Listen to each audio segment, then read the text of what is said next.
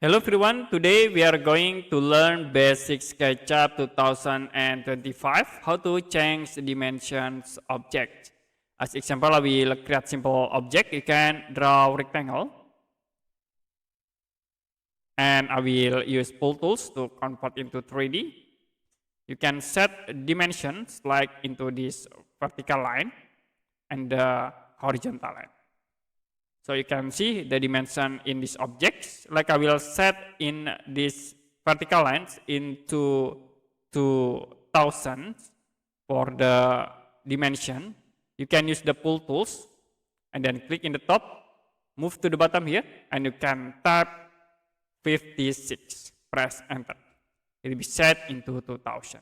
And I will change again in it like into 2500. You can click at this face, move into here, click at this face, move into here, and you can set into 17, press enter again.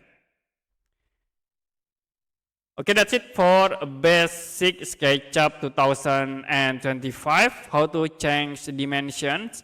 If you have any question about tutorial, you can comment below this video.